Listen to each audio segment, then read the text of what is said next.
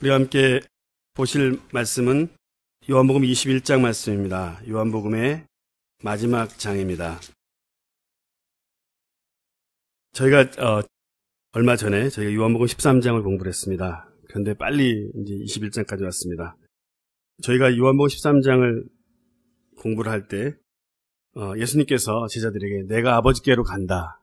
십자가에 대해서 말씀하실 때 그리고 말씀하셨습니다. 내가 이전에 유대인들에게 말했던 것처럼 너희들은 내가 지금 가는 곳을 따라올 수 없다 라고 말씀하셨습니다. 그때 베드로가 뭐라고 말합니까? 아닙니다. 저는 예수님을 어디까지라도 따르겠습니다 라고 말했던 것을 저희가 기억을 합니다. 베드로는 이때 이미 예수님께서 고난당하신다는 말씀을 이해했었습니다.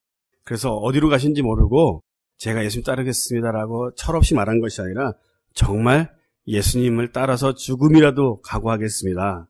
그런 마음으로 베드로가 말했던 것입니다. 예수님과 고난을 같이 받겠다고 말할 만한 용감한 제자였던 것은 사실입니다. 하지만 이 말에 대해서 예수님께서 베드로에게 말하기를 아니다. 내가 나를 3번 부인할 것이다. 다른 성경에는 닭이 2번 울기 전에 3번 이렇게 정확하게 말씀을 하셨습니다. 그리고 정말 예수님께서 말씀하신 것처럼 닭이 2번 울기 전에 3번 베드로가 부인을 합니다. 자신이 예수님을 3번째 부인하자마자 닭이 우는 소리를 듣고 예수님께서 하신 말씀이 기억이 나 그는 바깥으로 나가 슬퍼서 울었다라고 말했습니다. 베드로가 예수님의 말씀이 기억이 나서 울 때에 이렇게 생각했을 것입니다. 내가 예수님을 부인하다니 그것도 3번씩이나 한 번도 아닌 3번씩이나 내가 그렇게 주님을 사랑한다고 했는데 예수님을 3번이나 부인하더니 이런 생각을 하고 베드로는 자기 자신에게 실망을 했던 것입니다. 예수님은 우리가 자기 자신에 대하여 실망하는 것을 원하실까요? 원치 않으실까요? 대개는 뒤에 말이 맞기 때문에 이렇게 질문을 하죠. 예수님은 자기 자신에게 실망하는 것을 원치 않으십니다.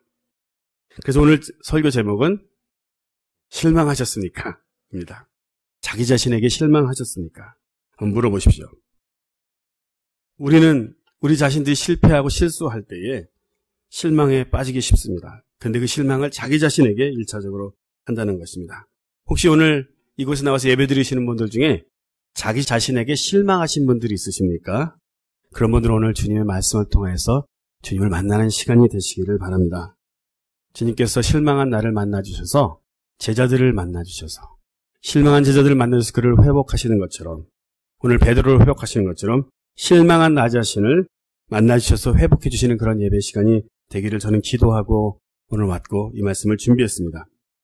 그것이 오늘 주제의 메인 띠입니다. 실망한 나를 회복하시는 주님. 우리는 나 자신을 믿을 때 실망하게 됩니다. 베드로의 경우에는요. 자신이 예수님을 끝까지 따를 수 있을 것이라고 확신했습니다. 베드로는 자신에 대해서 너무 강한 확신을 가지고 있었습니다. 그렇게 자기 자신을 믿고 있을 때 우리는 자신이 실패하면 더 큰 실망에 빠질 수가 없게 되는 것입니다. 베드로는 자기가 끝까지 예수님을 보호할 수 있을 거라고 생각을 했습니다. 아니면 보호하지 못한다면 같이 죽겠다라는 그런 마음을 가졌습니다. 그런 마음이 없었다면 베드로가 대제사장의 하속들이 몰려왔을 때 몇십 명이 왔을 것입니다. 그 당시 예수님의 제자들은 몇 명밖에 없었고 수십 명 100명 가까이 이런 사람들이 왔을 거라고 생각이 됩니다. 왜냐하면 그들을 압니다. 예수님의 주변에 많은 제자들이 함께 다니는 걸 알기 때문이죠. 그들은 완전 무장하여 왔습니다. 완전 무장한 몇십 명의 사람들에서 100명 사이까지의 군인들이 하속들이 그들을 잡으러 왔을 때 어떻게 베드로가 말고의 귀를 칠 수 있었겠습니까? 물론 우리가 아는 것은 말고의 귀를 치려고 한 건 아니었고 칼솜씨가 너무 좋아서 귀를 친 거죠. 머리를 치려고 했으나 귀를 친 거죠. 베드로가 정말 죽을 각오가 되어 있지 않았다면 어떻게 그런 일을 했겠습니까? 자기가 이길 거라고 생각했겠습니까? 이길 거라면 어떻게 귀를 쳤겠습니까? 실력이 너무 뛰어나죠. 글라디 에이러 수준이라면 당장에 목을 베었겠죠. 그런 실력밖에 안 되는 베드로이지만 내가 예수님을 보호하겠다. 그런 마음이었을 것입니다. 이렇게 우리는 다른 각도로 베드로를 이해해야 합니다. 왜냐하면 내가 그런 사람이기 때문입니다. 한때는 내가 주님 안에서 무엇인가 할 수 있을 것이라고 생각을 합니다. 10대, 20대 청소년, 청년들은요, 자신들이 굉장히 위대한 사람이 될 거라고 생각을 하고 부모님들도 그런 바람을 훅훅 넣어드립니다. 비현실적인 꿈을 넣어주지 마십시오. 저는 항상 그렇게 가르칩니다. 제 가족 얘기해도 될까요? 제 조카가 너 커서 뭐 될래? 그러니까 저는 심리학자가 돼서 이러니까 저희 누님 같이 일을 하시는 또 다른 사장님께서 저희 누님은 유치원을 하시거든요. 야 임마 헛소리 하지 마. 엄마가 성공한 유치원 받아서 유치원해. 그러는 거예요. 그러니까 너무 실망한 거예요. 너무 실망한 거예요. 그런데 그분이 그러셨대요. 너 심리학 공부하고 와. 근데 어디 한국에 유치원 중에 심리학 전공한 원장님이 운영하는 유치원이 어디 있겠니? 그럼 부모님들이 얼마나 좋아하겠니? 저는 이런 식의 현실적인 얘기를 좋아해요. 대통령 되라. 좋습니다. 자기들은 그런 꿈을 가져도 되는데요. 부모님들이 대통령 되라 했을 때 자기들이 언제 실망하냐면요. 30대, 40대 실망해버린다는 거예요. 자기 자신의 능력을 너무 믿고 왕자를 키우시면 안 됩니다. 주님이 보시는 좋은 자아상을 주어준 거 좋지만 우리가 너무 왕자를 키우면 안 되겠죠. 자기 자신에 대해서 너무 자신감이 있는 사람들. 우리는 자기 자신에 대한 자신감을 가진 사람을 키우는 것이 아니라 너는 실수할 수 있지만 너는 넘어질 수 있지만 우리는 크신 하나님이 있다. 이것을 키우는 교회입니다. 그렇게 믿으십니까? 옆에 있는 분에게 인사하시겠습니다. 형제님은 실수할 수 있지만 우리 주님은 크십니다. 우리 같이 인사하시겠습니다. 형제님은 실수할 수 있지만 우리 주님은 크신 분이십니다. 우리 능력 있는 주님께 우리가 의지하기 때문에 우리가 힘이 있는 것이지 내 의지, 내 능력 이런 것 가지고 우리가 살아가면 안 됩니다. 그렇게 자기를 의지했던 베드로는 자기의 자신감이 있었던 베드로는 어느 누구보다도 크게 좌절했을 것입니다. 그렇기 때문에 크게 좌절했으니까 자기가 좌절하면 무슨 일이 생기죠? 내가 좌절하면, 내가 낙심하면 내 주변 사람들에게도 낙심을 줍니다. 영향력이 큰 사람이 낙심에 빠지면요. 영향력이 큰 사람이 신앙에서 떨어지면 주변의 사람들도 같이 데려가는 거 아십니까? 그래서 베드로가 친구들 데리고 다시 우리 고기나 잡으러 가자. 사도는 무슨 사도? 우리 옛날 고기잡이 있지 않냐? 옛날 직업 돌아가자. 이런 겁니다. 실망을 많이 했기 때문이죠. 실망한 틈을 타서 사탄은 낙심된 마음에 씨를 뿌려줍니다. 우리 지난주에 묵상했던 묵상 구절입니다. 마태복음 13장 24절에서 25절 말씀을 이제 한번 같이 읽어보시겠습니다. 마태복음 13장 24절에서 25절입니다. 같이 읽으시겠습니다. 시작. 예수께서 그들 앞에 또 비유를 들어 이르시되 천국은 좋은 씨를 제밭에 뿌린 사람과 같으니 사람들이 잘 때에 그 원수가 와서 곡식 가운데 가라지를 덧뿌리고 갔더니 이런 구절을 우리가 지난주에 함께 저 교회가 묵상을 했습니다.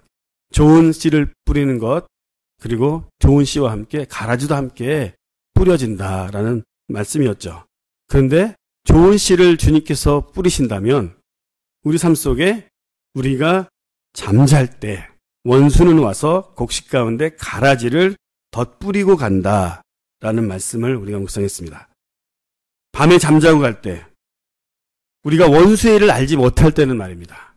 우리가 원수가 하는 일에 대해서 민감하지 않을 때 무감각할 때 무방비 상태에 있으면 사탄은 우리 마음 가운데 낙심, 낭망, 실망 이런 씨를 뿌리고 갑니다. 내게 실망한 일이 생기면요.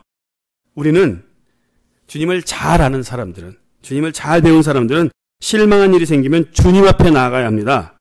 그런데 우리가 주님 앞에 나가지 않으면 주님 앞에 나가야 된다는 것을 잊어버리면 주님 앞에 나가야 되는 건 알지만 그럴 힘이 없는 거예요. 무기력한 거예요. 그래서 나아가지 않으면 밤에 자는 것과 같다는 것입니다. 그때 우리가 방심하게 되고 하고는 싶지만 하지 못하고 있을 때 사탄은 와서 우리 마음 가운데 가라지라는 씨를 뿌리고 가게 되면 우리의 실망이 변하여서 낙심한 마음까지 가게 된다는 것입니다. 그럴 때문에 믿음의 형제자매가 필요한 것입니다. 믿음의 형제자매님들은 내 옆에 있는 형제자매가 기도할 힘조차 없는지를 알아야 합니다. 그것을 모른다면 좋은 교회가 아닙니다. 저희 교회에 도전하는 말씀입니다. 그것을 서로 모른다면 좋은 교회가 아닙니다. 내 주변의 지체가 기도할 힘조차 없는가? 그가 기도할 수 있도록 우리가 옆에서 도와주는, 우리의 중보기도를 통해서 그를 세워주는 그런 일을 하여야 하는 것입니다.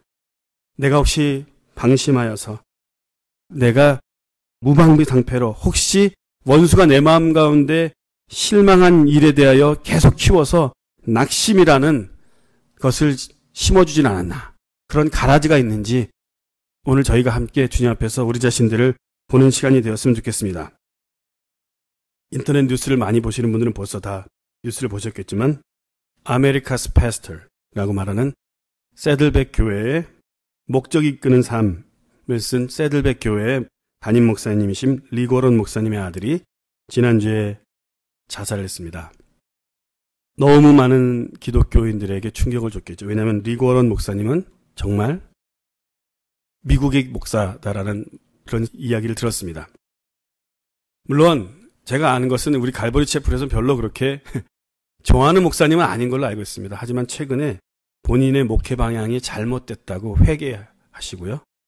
자기가 너무 눈에 보이는 복음 아닌 것으로 교회를 이끌어왔다. 나는 그분의 실패했다고 인정한다라고 그분이 후회하고 목회 방향을 바꾸셨어요. 그러고 나서 우리 갈보리 채플 애나햄에서 하는 큰 집회에서 우리 청목스 목사님과 함께 허그하시고 청 목사님 이렇게 환영해 주신 것 같은 그런 마음이 들었어요. 그렇게 이전엔 좀 우리가 문제가 있지 않나 그런 생각을 했던 분이었지만 어쨌든 그래도 주님께서 미국에서 쓰시는 목사님이십니다.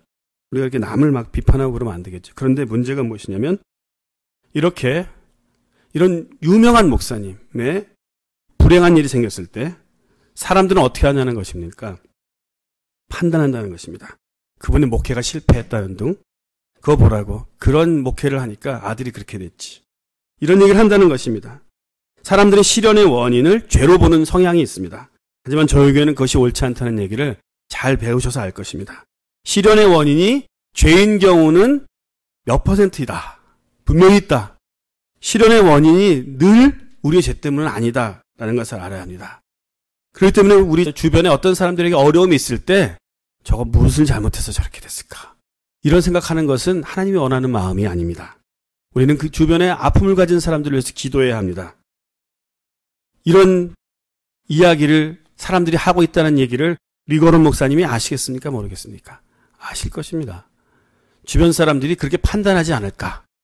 그래서 사람들은요, 어떤 일에 지도력을 가진 사람들일수록 자기 주변에 불행한 일이 당했을 때 위험한 것은 무엇이냐면 그 문제 말고도 주변 사람들이 나에 대해서 평가할 것에 대한 두려움에 빠지게 됩니다. 그래서 저는 리고런 목사님이 걱정되기 시작됐습니다. 그 목사님이 원수의 공격을 받으면 안 되는데 무방비 상태인 지금 아들 잃은 고통 가운데 있는 그 무방비 상태에 원수가 들어와서 그를 공격하면 어떻게 되는 것인가 이런 생각을 하게 됐습니다. 그래서 우리 잠시 한 1분 정도만 우리 리고런 목사님과 미국의 세를백 교회, 캘리포니아에 있는 세를백 교회를 위해서 잠시 한번 기도하시고 계속 말씀을 나누실 때 하나님 우리 리고런 목사님과 그 스태프들과 가족과 그 교회 위에 원수의 공격이 원수가 밤에 몰래 와서 그들을 공격하지 않도록 우리 하여 주시옵소서. 이렇게 우리 교회를 위해서 그 목사님을 위해서 기도하도록 하겠습니다. 아버지 하나님, 우리 리고런 목사님을 위해서 저희가 기도합니다. 아들 잃은 상심한 마음, 낙심한 마음 가운데 주님 잘못된 사람들의 말들과 판단과 눈총으로 상처받지 않게 하시고 아버지 하나님 바로 없게는 주님께서 그 아들을 회복하시고 교회를 회복하시고 그 아픔 가운데서 그 아들이 위로받게 하시고 속히 주님 안에서 주님 회복된 마음으로 주님께 쓰시는 사역자로 사용되시도 주님께서 함께하여 주시옵소서. 예수님의 이름으로 기도합니다. 아멘. 계속 기도해 주시기를 부탁드리겠고요. 계속 말씀을 나누도록 하겠습니다. 예수님께서는 우리가 실망하는 것을 원치 않으십니다.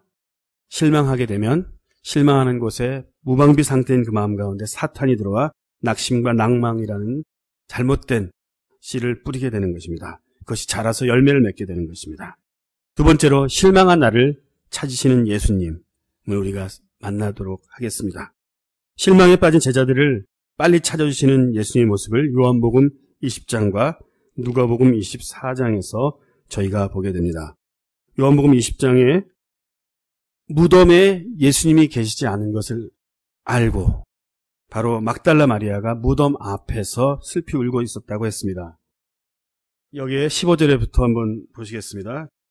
15절부터 예수께서 가라사대 여자여 어찌하여 울며 누구를 찾느냐 하시니 마리아는 그가 동산지기인 줄로 알고 가로되 주여 당신이 옮겨갔거든 어디 두었는지 내게 이르소서 그리하면 내가 가져가리이다.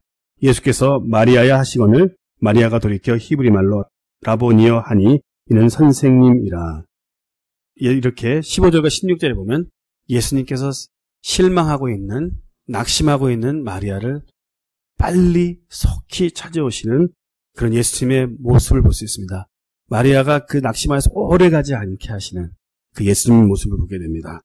또 그 밑으로 쭉 내려가시면 19절입니다.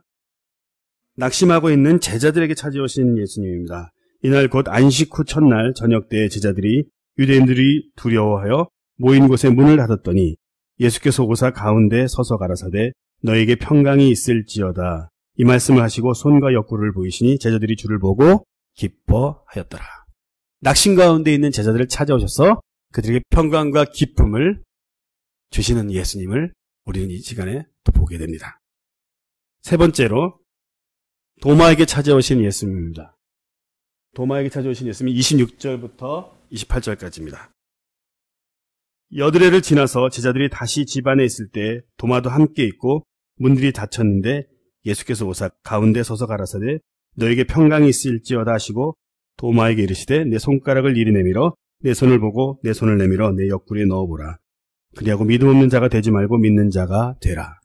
그 제자들이 찾아오셨을 때 도마는 그 자리에 있지 않았습니다. 나중에 예수님이 왔다 가신 것을 알게 됐죠.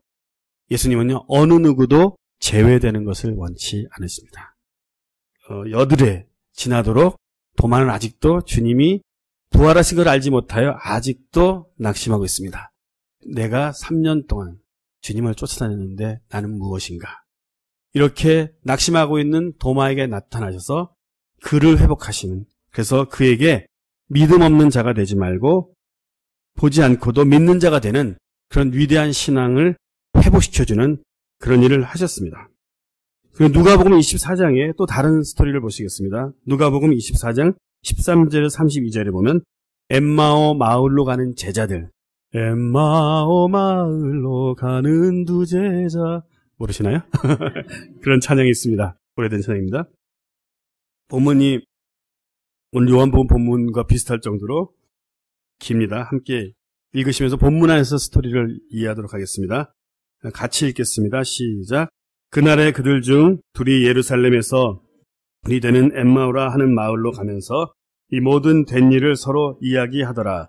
그들이 서로 이야기하며 문의할 때에 예수께서 가까이 이르러 그들과 동행하시나 그들의 눈이 가려져서 그인 줄 알아보지 못하거늘 예수께서 이르시되 너희가 길 가면서 서로 주고받고 하는 이야기가 무엇이냐 하시니 두 사람이 슬픈 빛을 띠고 머물러 서더라.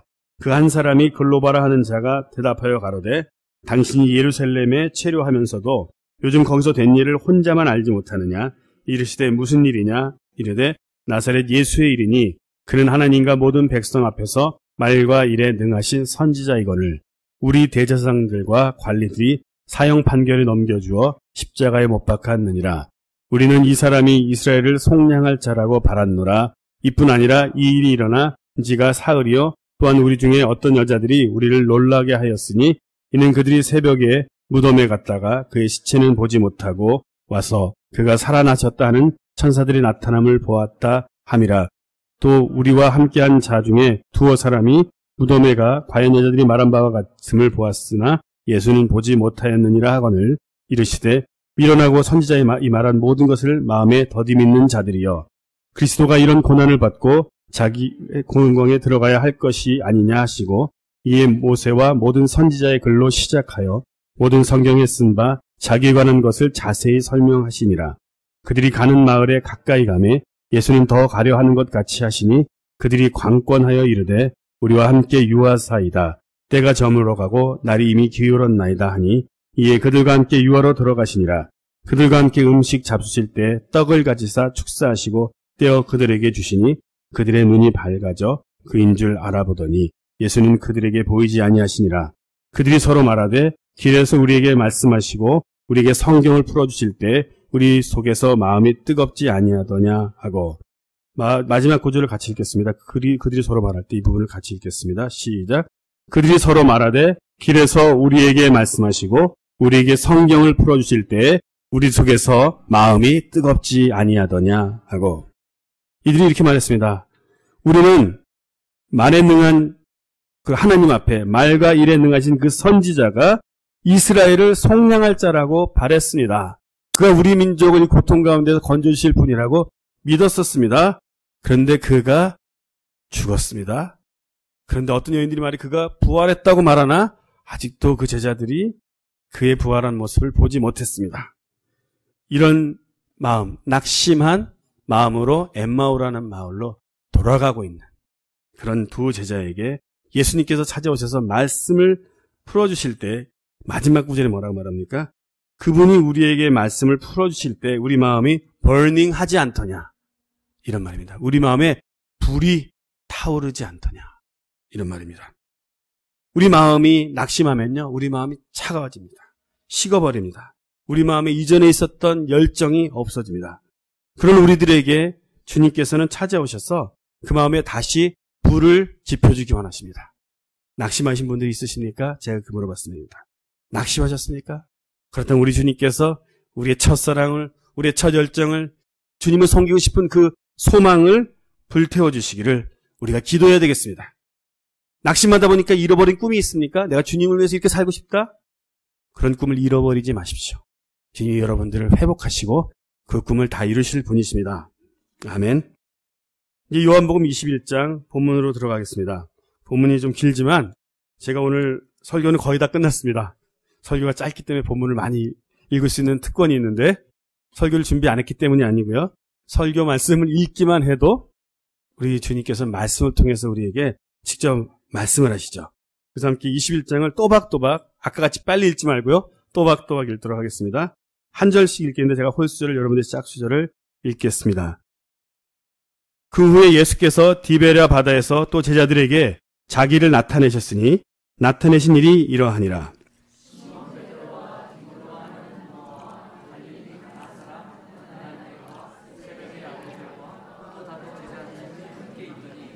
시몬 베드로가 나는 물고기 잡으러 가노라 하매 저희가 우리도 함께 가겠다 하고 나가서 배에 올랐으나 이 밤에 아무것도 잡지 못하였더니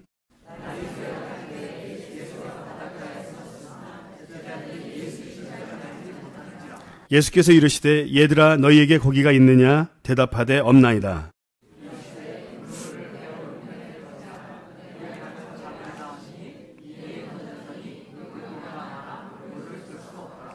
예수의 사랑하시는 그 제자가 베드로에게 이르되 주시라 하니 시몬 베드로가 벗고 있다가 주라 하는 말을 듣고 겉옷을 두른 후에 바다로 뛰어내리더라.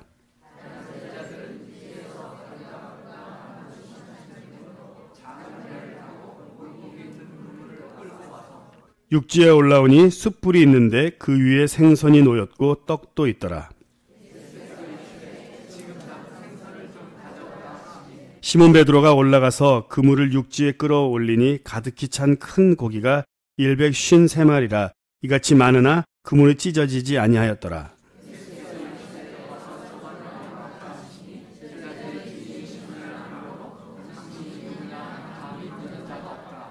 예수께서 가셔서 떡을 가져다가 저에게 주시고 생선도 그와 같이 하시니라.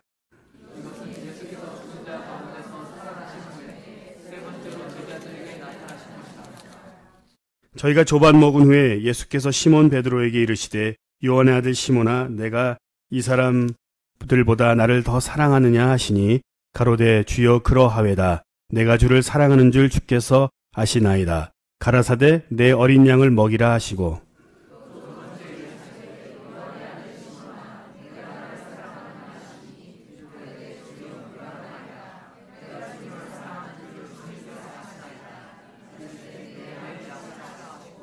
세 번째 가라사대 요한의 아들 시몬아 내가 나를 사랑하느냐 하시니 주께서 세 번째 내가 나를 사랑하느냐 하심으로 베드로가 근심하여 가로되 주여 모든 것을 아시오매 내가 주를 사랑하는 줄을 주께서 아시나이다. 예수께서 가라사대 내 양을 먹이라.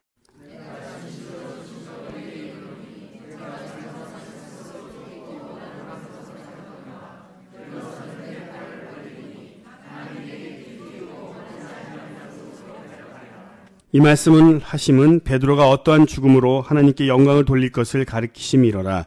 이 말씀을 하시고 베드로에게 이르시되 나를 따르라 하시니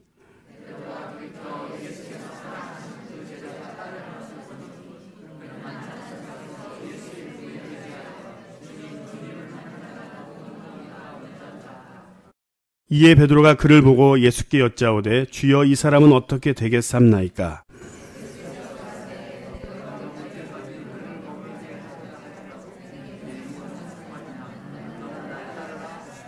이 말씀이 형제들에게 나가서 그 제자는 죽지 아니하겠다 하였으나 예수의 말씀은 그가 죽지 않겠다 하신 것이 아니라 내가 올 때까지 그를 머물게 하고자 할지라도 내게 무슨 상관이냐 하신 것이로라.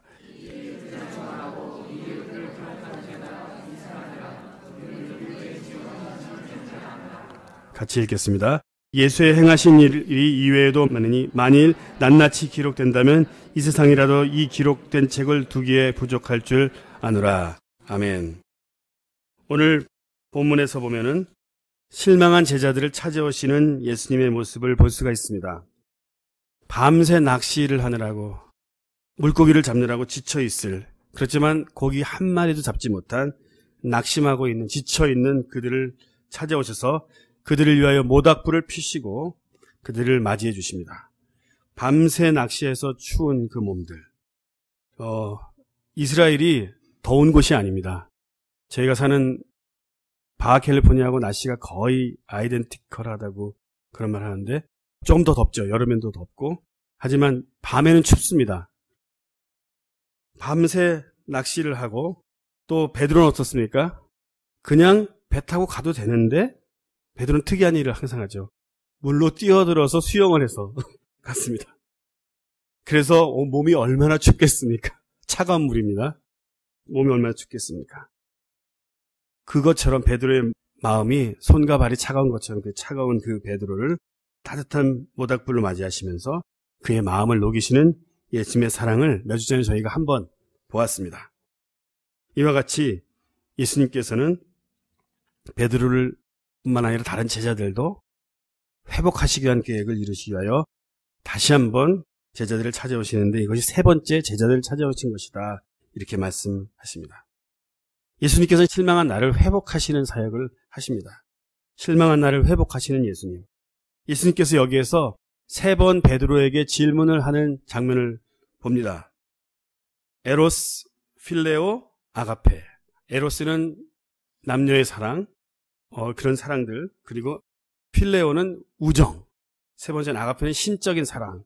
이렇게 저희가 그 본문에 다른 사랑이라는 단어를 세 가지 썼다는 것을 여러분들 잘 아시기 때문에 설명을 드리지 않겠습니다. 그리고 이렇게 예수님께서 세 번을 물으신 이유에 대해서 저희들은 많이 이런 얘기를 들었습니다. 베드로가 세 번을 부인했기 때문에 예수님께서 그를 확실히 회복시키기 위해서 세 번을 물으셨다. 이 말씀도 충분히 일리가 있고 그런 말씀을 통해서도 우리가 많은 은혜를 받았고 저도 그런 말씀을 통해서 은혜를 받았습니다. 그런데 제가 이번에 한국에 6월달에 갔을 때 강의를 하신 한 교수님께서 이런 말씀을 하셨습니다. 정말 하나님을 그렇게 보십니까? 정말 예수님을 그렇게 생각하십니까? 그러시는 거예요. 예수님이 베드로가 세 번 부인했으니까 너 세 번 부인했지? 너 기억나게 할게. 너 세 번 했지? 한 번, 두 번, 세 번 이렇게 하는 하나님입니까? 이렇게 말씀하셔서 저는 전적으로 그 목사님의 설교만 맞다고 생각하지는 않습니다. 여러 가지 형태의 해석을 통하여 하나님께서 우리에게 가르치시기 때문에 근데 그 목사님이 설명한 내용을 근거로 해서 말씀을 보니까 또 우리 예수님이 또 다른 성품을 좀 볼 수 있었습니다. 예수님은 우리가 몇 번 실패했는지 정말 관심이 있을까? 그런 설교였습니다. 예수님이 세 번 예수님을 부인했기 때문에 세 번을 물어봤어야 하는가? 그건 세상하고 너무 똑같지 않냐? 그러시는 겁니다. 세상은 그렇게 한다는 것이 너 세 번, 나 세 번. 너 세 번 부인했어, 난 세 번 용서할래. 이런 거라는 것이죠. 그래서 일리가 있어서 그런 부분을 한번 생각해 보면서 예수님께서 왜 세 번을 물어보셨을까를 또 생각해 봤습니다. 세 번을 물어보신 이유는 예수님께서는 그를 확실히 회복하기 위해서 계속적으로 물어보는 과정을 통해서 베드로를 회복하시고 계시는 것이구나. 그래서 계속적으로 그의 소명을 회복하기 위해서 너를 회복하여 나의 양을 치는 소명으로 돌려보내기를 원한다 하시는 예수님의 의지가 엿보인다라고 생각을 합니다. 그의 부르심이 무엇이었죠? 베드로의 부르심이 뭐였습니까? 예수님께서 베드로를 부르시면서 뭐라고 말씀하셨죠? 사람 낚는 어부가 되게 하겠다. 그렇게 말씀하셨습니다. 그가 처음 베드로를 부르실 때에도 베드로는 밤새 물고기를 잡았으나 실패하였습니다. 실망하였습니다. 그때 그에게 물고기를 잡게 하셨던 그 똑같은 모습으로 많은 물고기인데 큰 물고기라고 합니다. 큰 물고기, 많은 물고기를 잡게 하되 153마리나 잡게 해서 그의 첫 부르심을 기억나게 회복하게 하시려고 하는 것입니다.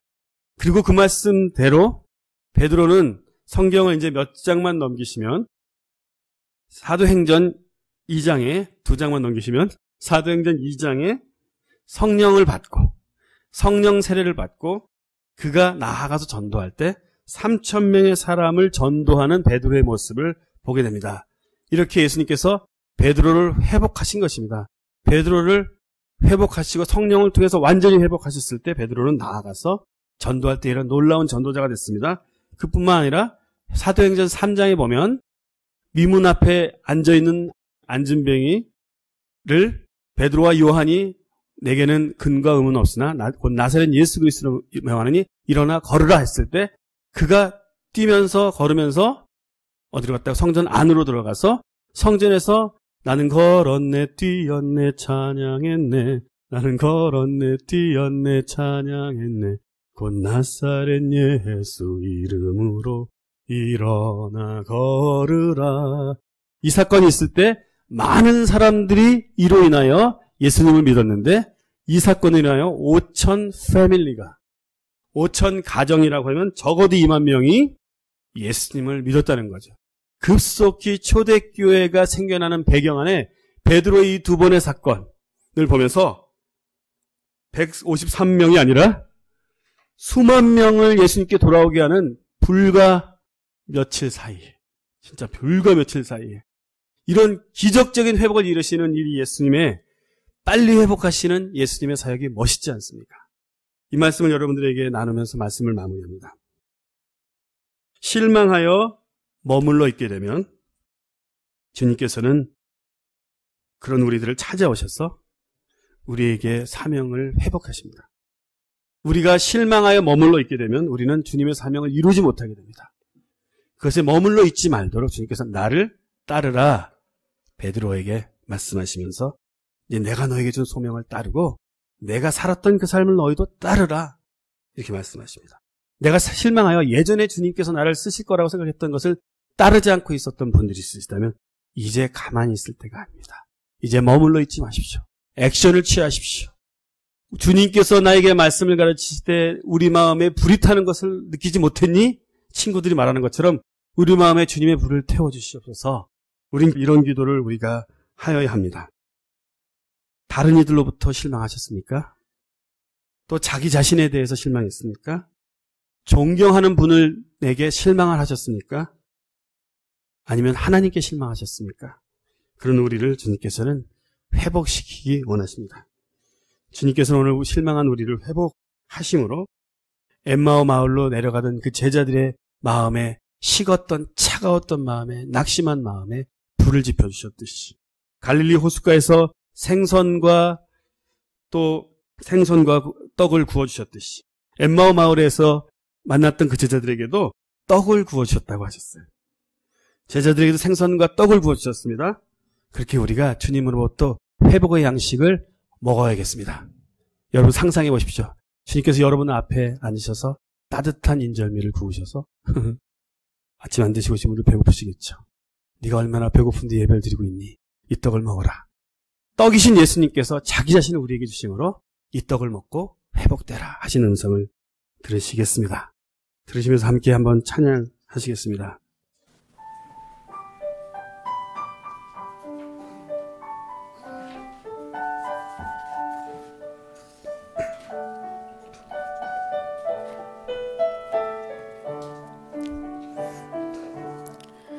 갈릴리 호숫가에서 주님은 시몬에게 물으셨네. 주님은 시몬에게 물으셨네. 사랑하는 시몬아, 사랑하는 시몬아, 넌 날 사랑하느냐?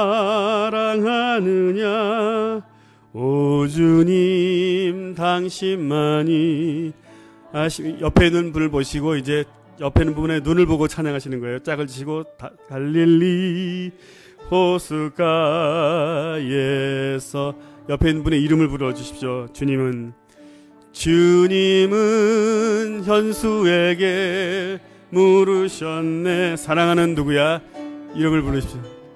사랑하는 해그나 넌 날 사랑한, 이제 자기가 고백하십시오. 오 주님 증신만이 아십니다. 이제 자기 이름을 넣어서 할 겁니다. 갈릴리 호숫가에서 주님께서 여러분들에게 물고 계십니다. 주님은 현수에게 물으셨네. 사랑하는 아들아 넌 날 사랑. 우리 주님께 음악 없이 오 주님 당신만이 아십니다. 우리 반주를 들으시면서 함께 기도하시겠습니다. 주님만이 내 마음을 아십니다. 주님만이 내 실패했던 나의 연약함을 아십니다. 내가 정말 주님 사랑해서 주님 보호해 드리려고 그렇게 마음먹었지만, 주님 끝까지 따라가서 죽기까지 하겠다고 마음먹었지만, 두려움이 몰려왔을 때, 위협이 몰려왔을 때 나도 모르게 주님을 부인했던 내 모습입니다. 주님, 내 마음이 여러 가지 일로 낙심하고 피곤하여 주님에 대한 첫사랑을 잃어버렸습니다. 그런 분들 있으시면 우리 이런 고백을 주님 앞에 나아가겠습니다. 주님, 제 마음에 뜨거운 불을 지펴주시옵소서. 회복하여 주시옵소서. 그렇게 기도하시겠습니다.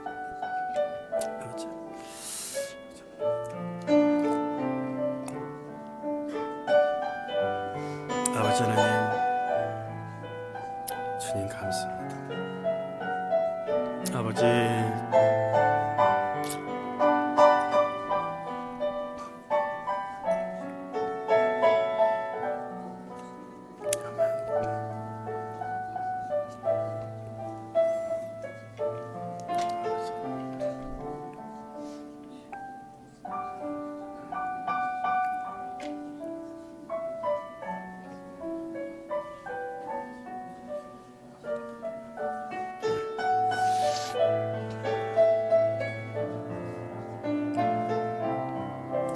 갈릴리 호숫가에서 주님은 아들에게 물으셨네. 다시 함께 부르도록 하겠습니다. 사랑하는 내 딸아, 난 널 사랑하느냐?